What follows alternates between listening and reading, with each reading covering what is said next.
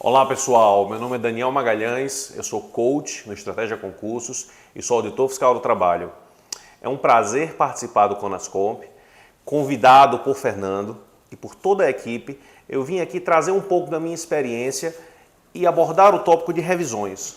Como fazer revisões poderosas em um curto espaço de tempo. Detalhe que quando eu tomei posse como auditor fiscal do trabalho, esse concurso foi então a minha terceira tentativa em passar para auditor fiscal do trabalho. A minha história como concurseiro ela é relativamente curta em posses, mas ela é longa em duração. Eu assinei contrato de trabalho no Banco do Brasil quando eu tinha 21 anos. Com 22 anos trabalhei na Petrobras, eu era nível superior, administrador lá. E trabalhei na Petrobras 9 anos e durante esses 9 anos eu nutri a ideia e o desejo de ser auditor fiscal do trabalho.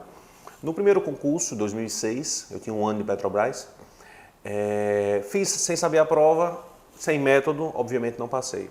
Em 2010 foi o outro concurso, a média de concursos para FT, a frequência é a cada 2, 3 anos.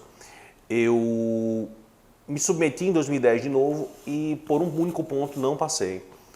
Tive erros de metodologia, tive erros de tranquilidade na hora da prova, algumas questões que eu acho que perdi porque não estava muito bem focado.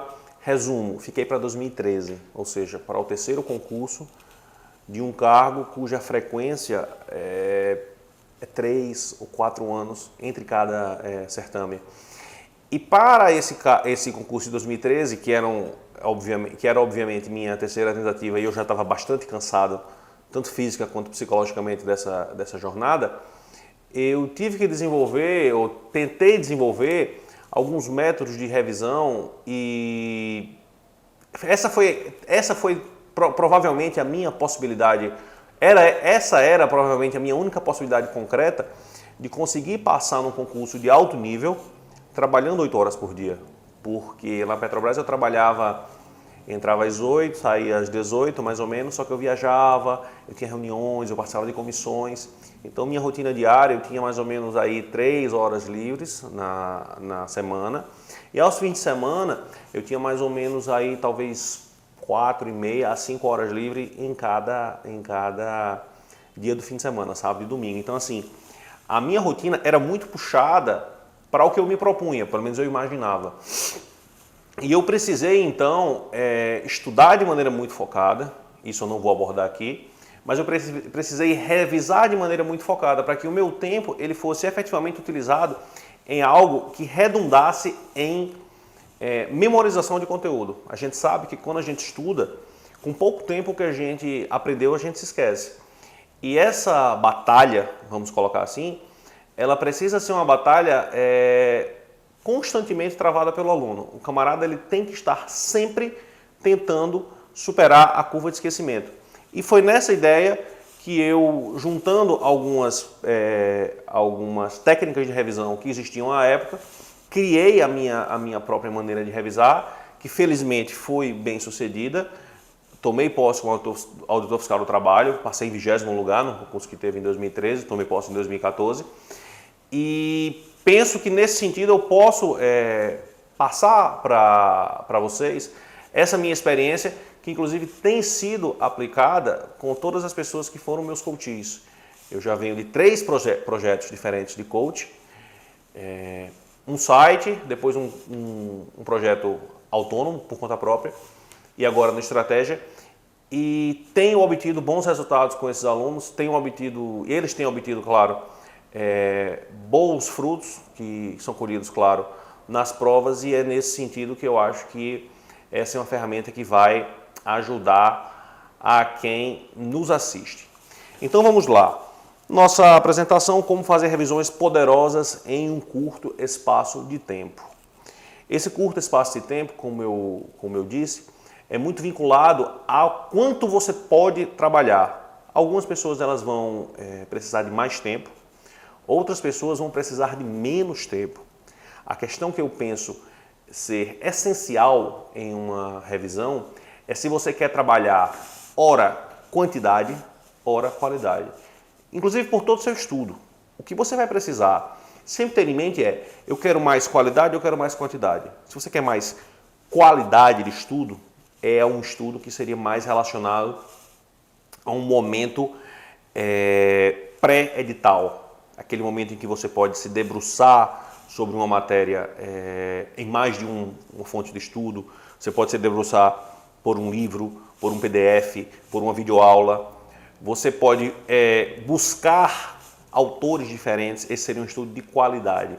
E aquele estudo de quantidade é aquele estudo que ele vem relacionado ao momento que você tem muito mais próximo à prova. Você tem pouco tempo, você tem que render e acumular o máximo de conhecimento possível na sua memória de curto prazo. E é nesse sentido que eu penso que um mecanismo que efetivamente traga memória de curto prazo para você é um mecanismo eficiente de revisão. Por onde se faz uma revisão? Isso é algo muito pessoal. Trouxe aqui os mais variados exemplos que eu já obtive em termos de fonte de revisão pelos alunos. São eles: grifos, resumos, anotações, trechos de lei, mapas mentais, questões comentadas e questões simuladas. Qual é o melhor? Primeira pergunta que me fazem. Me procuram nas redes sociais, Facebook, Instagram. Professor, qual é a melhor maneira de revisar? Ou qual é a melhor fonte de revisão? Qual é a melhor forma de estudo? São perguntas bem frequentes. Candidato, essa questão ela tem que ser vista no seu caso. Então, assim, não adianta uma pessoa chegar a um terceiro e dizer, ó, faça por esse caminho, que às vezes não é esse caminho ideal para você. Então, o que é que a gente tem que ver? A gente tem que provar e testar o que está disponível e escolher o que nos serve. Grifos, por exemplo. Se você olha o Instagram, você já deve ter visto uma brincadeira, um meme de um cara que grifou uma página inteira. Então, assim, se você tem um grifo uma página, sei lá, com 30, 20 linhas, e você grifa 70%, 90% dessa página, naturalmente ali já perdeu a função de destacar um texto. Um grifo, 10, 20% de uma página. Mais que isso, em alguns momentos sim, em alguns assuntos mais complexos. Por exemplo, controle de constitucionalidade. Poderia ser um texto no qual o aluno ele fosse grifando mais detalhadamente o material. Mas qual é o grande problema em marcar, em grifar? É você saber o que você deve marcar. É você saber o que você deve grifar. E para isso, às vezes uma leitura prévia do assunto ou um conhecimento anterior ajuda. Ou pelo menos você fazer uma leitura do capítulo, leitura meio que na diagonal, e dentro daquilo dali, você meio que mapear o que você deve grifar. Por quê? Porque isso lhe evita, por exemplo, ter que voltar numa segunda leitura de um livro que tenha 1000 páginas, de um livro que tenha 800 páginas. Estou lhe falando que se a gente grifar mais ou menos aí 15 a 20% de um livro que tem 200 páginas, se você for ler todos os seus grifos, mal comparando, você vai ter aí 200 páginas de leitura. É uma grande economia. É o caminho? Pode ser. Penso que pode ser uma alternativa interessante. Para mim, foi viável. Sempre gostei de grifar e sempre gostei de anotar, como se fosse um esquemazinho. Muita gente prefere resumir. Como é que é resumir? É escrever com suas próprias palavras.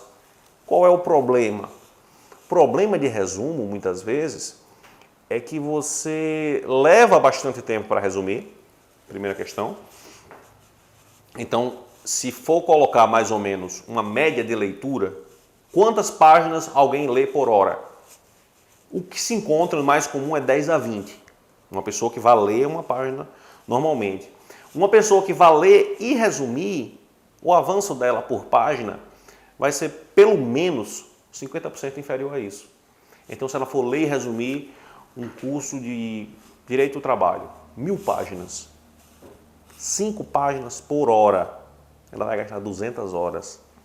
Se uma semana média de um aluno, uma boa semana na minha visão, tem entre 25 a 30 horas, essa pessoa vai gastar 7 semanas para ler e resumir um curso de uma única matéria.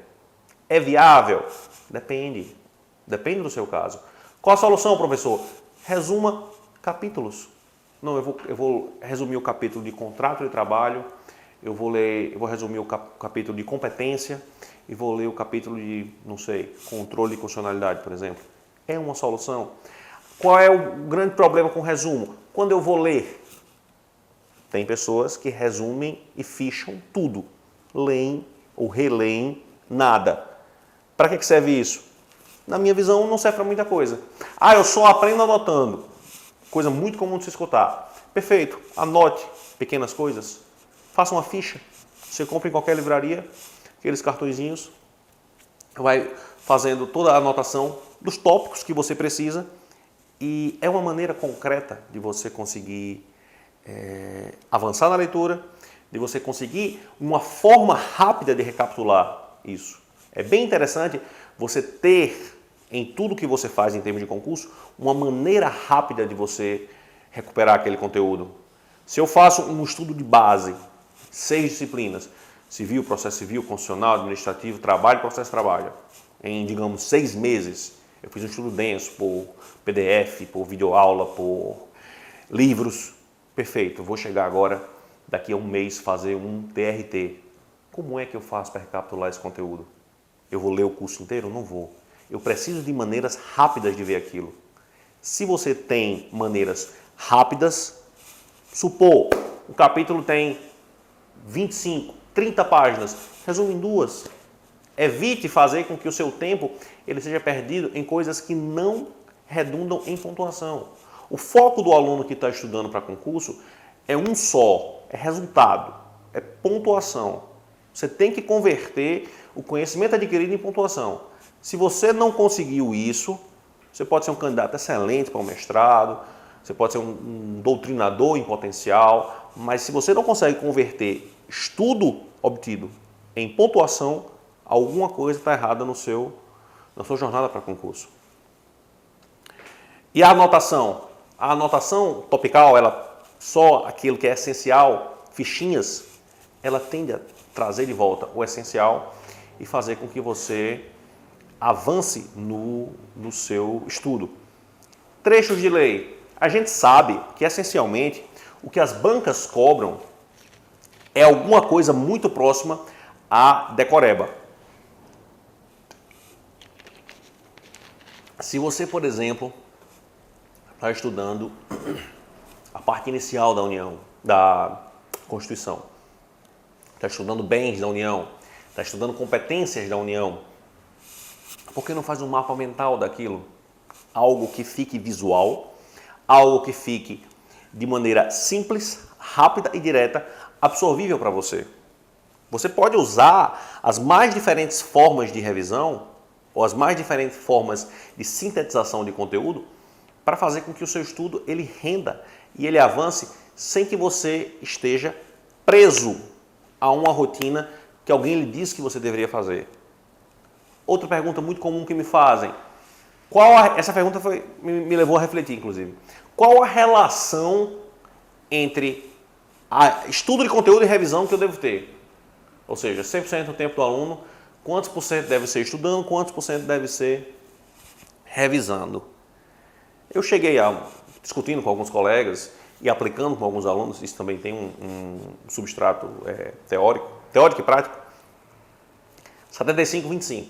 Então, 75% do seu tempo você pode ir avançando, 25% do seu tempo você pode ir revisando.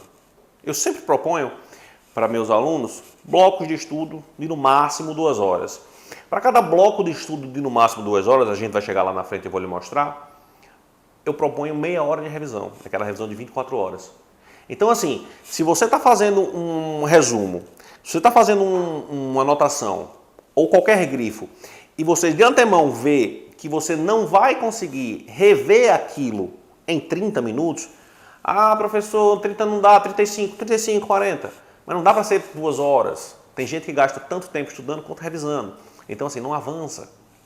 Se você consegue visualizar logo de cara que você não vai rever aquilo em um tempo menor que, por exemplo, 1 hora, é bem provável que a sua forma de revisão ou aquele preparo que você tem feito para utilizar aquele material como revisão, ele vai ser um material pouco utilizado ou mal utilizado ou que não vai lhe permitir ter produtividade. Mapas mentais, você faz por diversos programas diferentes, tanto em computador quanto em tablet, ou como eu mesmo fazia muitas vezes na mão. Você faz um esquema, uma bola, da qual saem várias setinhas. Óbvio, tem que ter uma pertinência e tem que ter, dentro daquele contexto, uma relevância e uma significância para você. Se você conseguir, por exemplo, encontrar mnemônicos, se você conseguir encontrar alguma maneira de que o conteúdo ele se encaixe entre si e fixe na sua cabeça, não tem nenhum problema. Outra fonte de estudo excelente e também uma fonte de revisão, naturalmente. Questões comentadas. Como se estuda por questões comentadas? Se estuda, obviamente, estudando e vendo o que você errou na questão comentada e absorvendo o comentário do professor. Professor, eu comprei um livro de 4.000 questões comentadas, devo ler todas? Naturalmente não, porque o tempo que se leva para ler 4.000 questões comentadas é muito grande. Mas as questões que essencialmente você deve aprender são as questões que você erra. Tem um assunto que eu postei uma vez no Facebook, já tem bastante tempo, e isso vem sendo repercutido ao longo dos meses e tem dado um resultado muito bom. Chama-se caderno de erros. Tem um pouco a ver com o estudo e a revisão por questões. Nesse caderno de erros, eu proponho que você, aluno, você vá, a cada momento que você for fazer questões, você vá anotando os seus erros e vendo no conteúdo qual foi o seu erro. Supor, o camarada errou um trecho de lei, o camarada errou um entendimento jurisprudencial, uma súmula, um OJ, se for no caso de TST, o cara errou uma súmula vinculante, o cara errou um entendimento informativo. Ele vai, anota lá, por exemplo, questão 1 ou questão 5, errei o artigo 282 do CPC, errei o artigo 483 da CLT. E isso vai fazendo ao longo do tempo um histórico de tudo o que você errou. Por que eu só anoto do que eu errei? Muito simples. Se você, em ambiente doméstico, você fez uma questão, não errou a questão e naturalmente fez a questão de maneira consciente, a chance de você errar essa questão em prova é muito pequena. Por quê? Porque você já sabe. Se você não chutou, você não fez por eliminação, você vai acertar essa questão em prova. Essa aí morreu. Aqui você erra. Você anota o fundamento do erro, revisa, obviamente você anota e entende por que errou. E quando você revisa pelo seu caderno. Então, a questão que você originalmente acertou, beleza, essa daí morreu. A questão que você errou, leu o comentário do professor, ou então o comentário de um site como o QC, como o TEC, ou até você próprio buscou o fundamento da questão em uma fonte de estudo. Entendeu por que errou. Quando foi revisar, revisou pelo seu caderno de erros, ou seja, foi lá e buscou o tópico de doutrina, buscou o trecho de lei, buscou a súmula. Meu amigo, a chance de você errar essa questão de novo é mínima. É mínima. Eu digo mais, se você fizer 60 questões por dia, há 2 meses de uma prova, você fez 3.600 questões.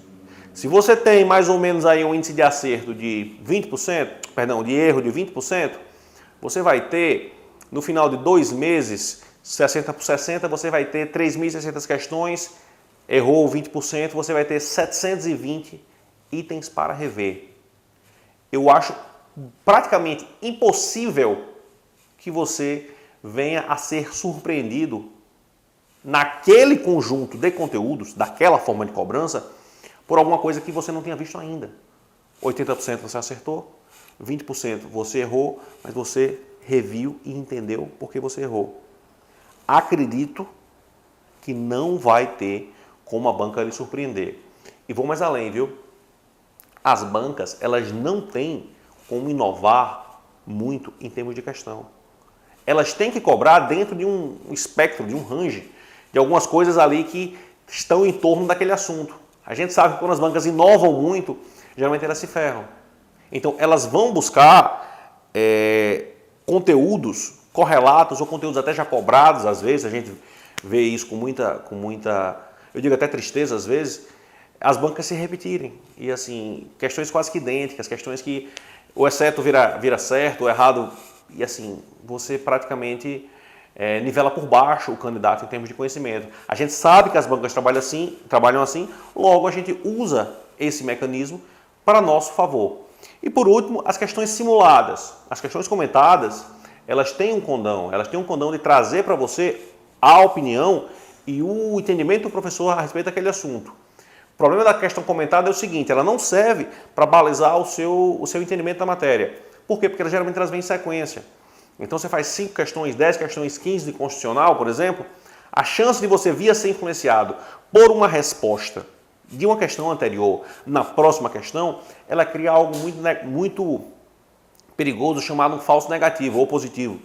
É o fato de você ter ali uma resposta da sua performance que induz você a uma conclusão errada. Vamos supor, eu estou fazendo uma questão sobre trabalho do menor, não sou muito bom nisso, mas esperto que sou, começo fazendo as questões, 1, 2, 3, 4, na quinta, existem grandes chances de que a banca ela tenha repetido pelo menos algum entendimento, algum conceito, alguma opção das outras questões, e aí, por meio dessa resposta que eu já obtive e já fiz a inferência das questões anteriores, eu respondo a quinta, respondo a sexta, e aí eu crio uma falsa impressão de que aquelas questões eu sei, só que na verdade eu não sei.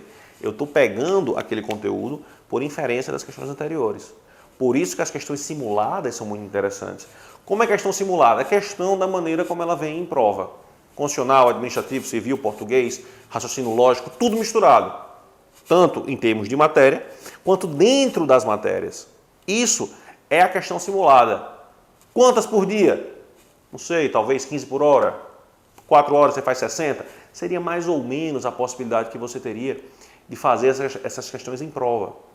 E óbvio, cada questão que se faz é uma questão com a qual se deve aprender. Questão feita em casa, questão feita de maneira simulada, não é questão para ser feita por eliminação.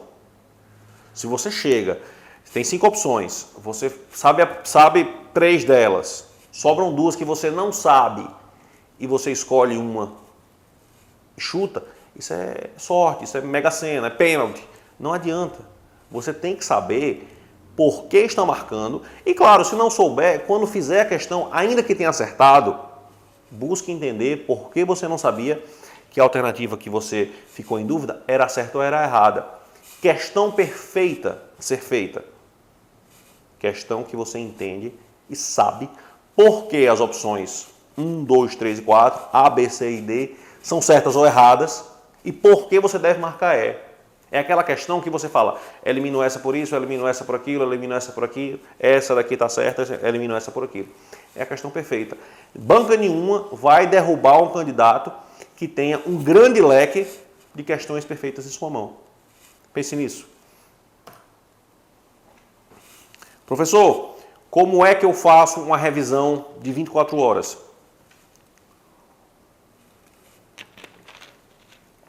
Tem gente que fala revisão de 24 horas, 7, 15, 30 dias.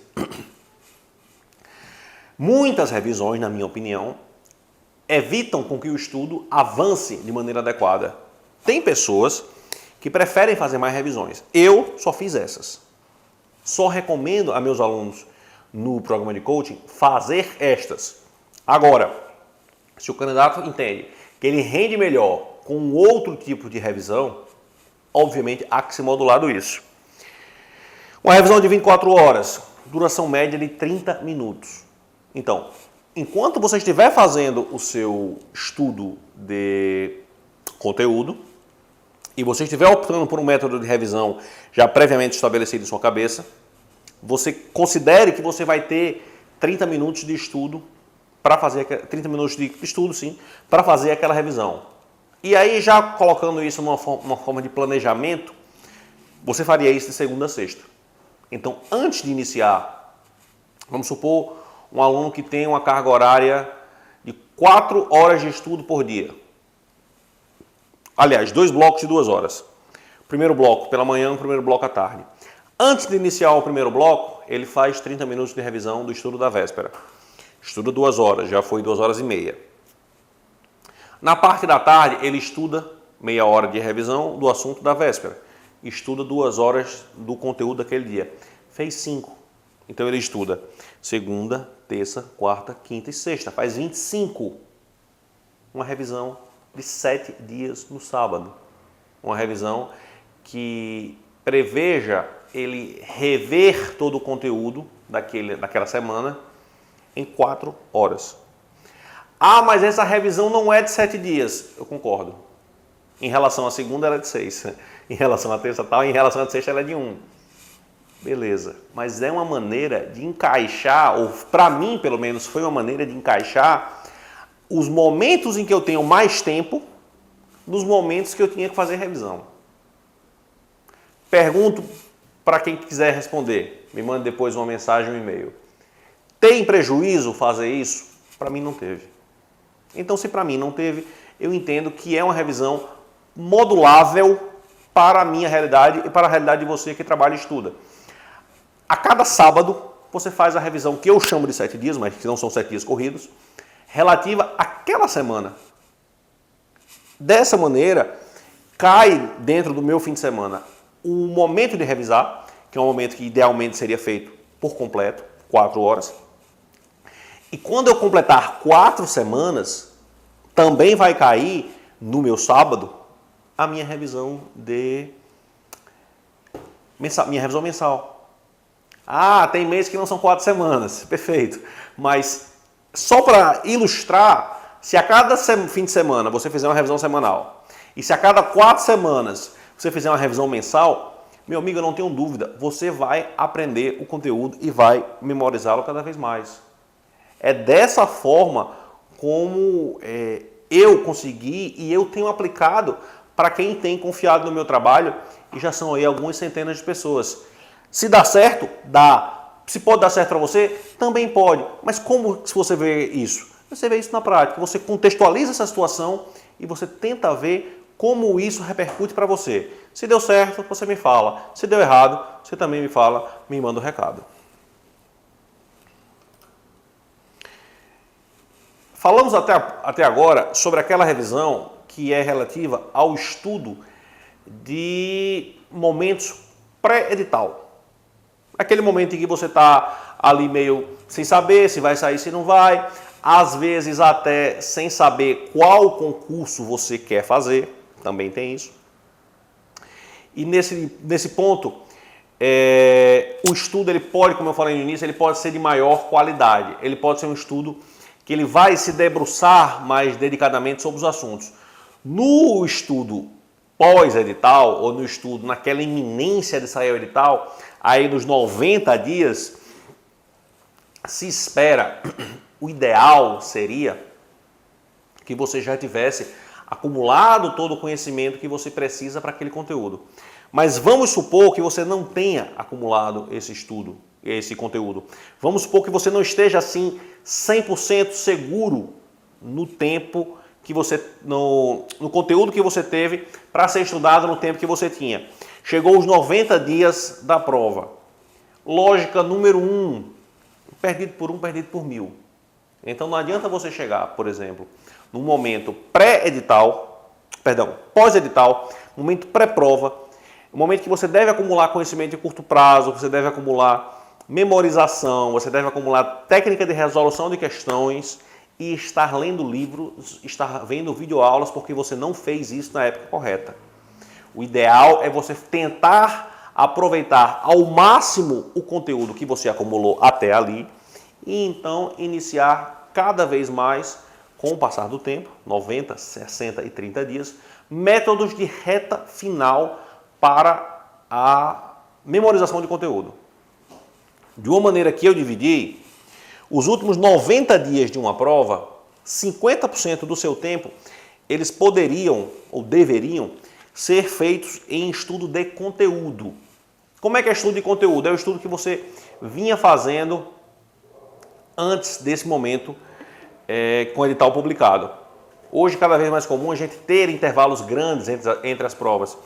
Então, se a gente for colocar aqui, por exemplo, que você tem uma carga horária aí de 8 horas diárias, 50% do estudo para conteúdo, 4 horas diárias, 2 horas de estudo para resolução de questões, 2 horas de estudo para leitura de lei seca. Por quê?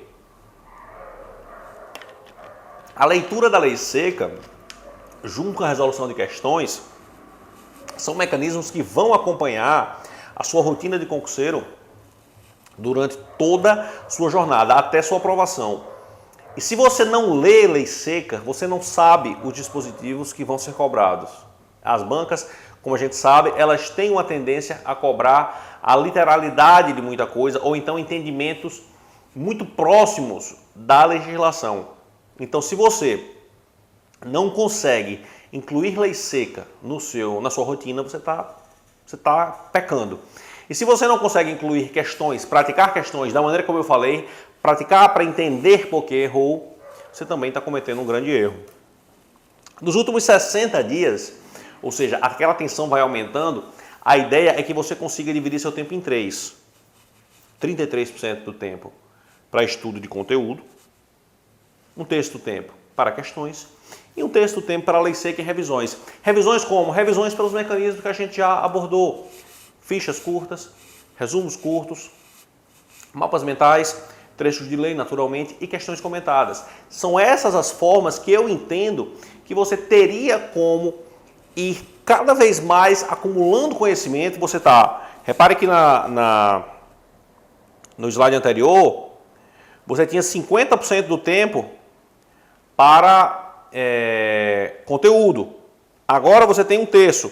Ou seja, você vai ao longo do tempo cada vez mais diminuindo o conteúdo e aumentando prática. É como se você diminuísse teoria e aumentasse a abordagem prática desse conteúdo aplicado.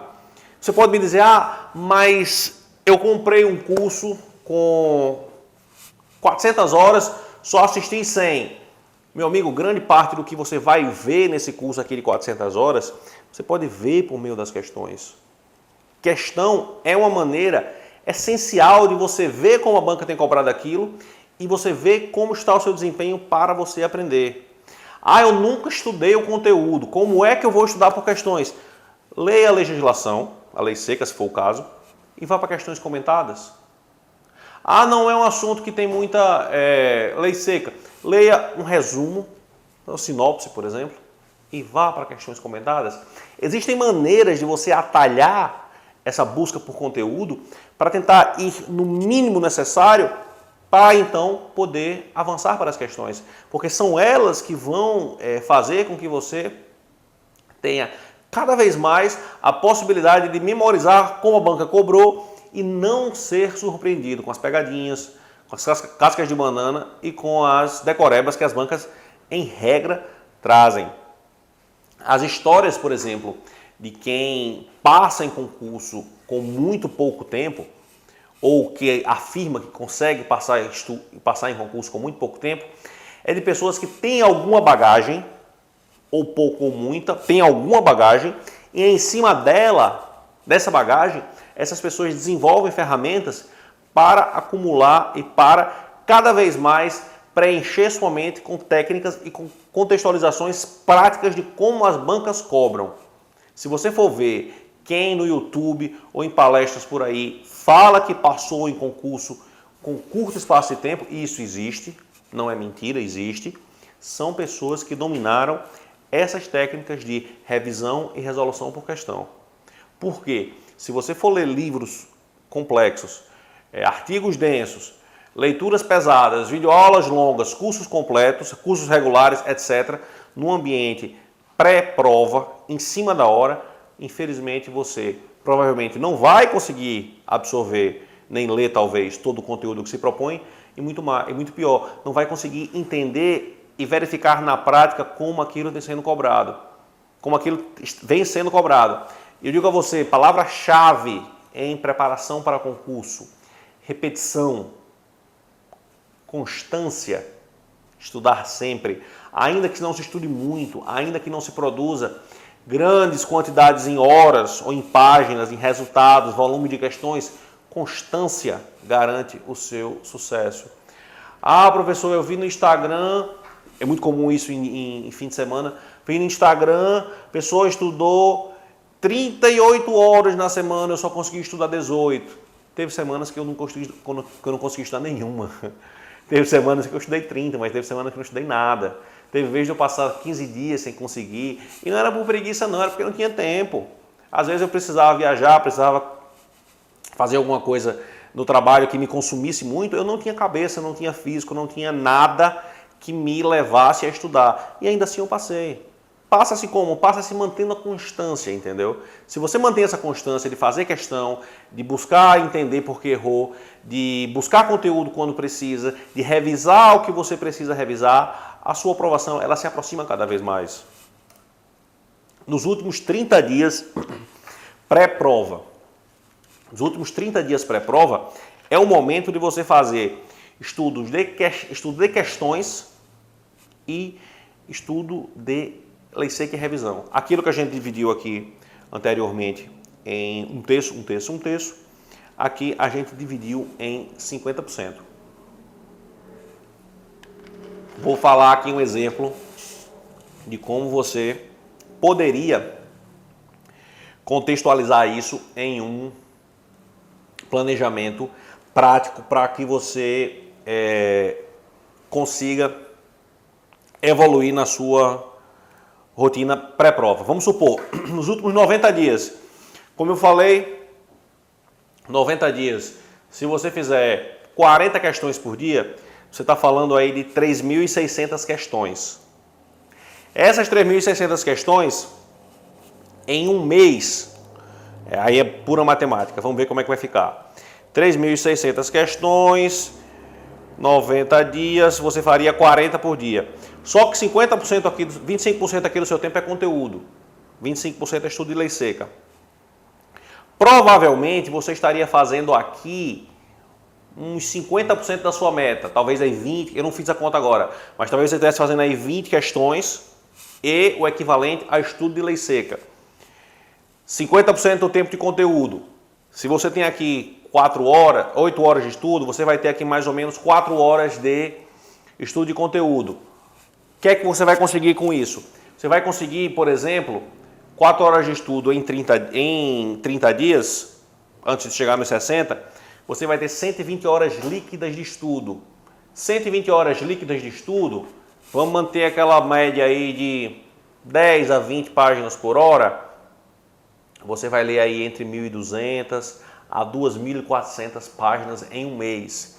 É um conteúdo muito relevante que pode ser obtido nessa reta final. E aí, nos modelos seguintes, para 60 e para 30 dias, a questão é matemática. Fica só o exemplo de, num dia de 8 horas, 4 horas de estudo de conteúdo, ele garante, por exemplo, uma boa revisão em raciocínio lógico. Pessoas que, por exemplo, não têm nenhuma intimidade com o raciocínio lógico, e eu fui alguém assim também, nunca foi muito a minha praia, em 90 dias elas teriam total condição de absorver neste mês aqui um conteúdo essencial de raciocínio lógico. Ah, professor, são 4 disciplinas que eu tenho que fazer. Nessa sua rotina aqui de 4 horas, eu consigo fazer como? Faça 1 hora por disciplina. Faça 2 disciplinas, 2 horas.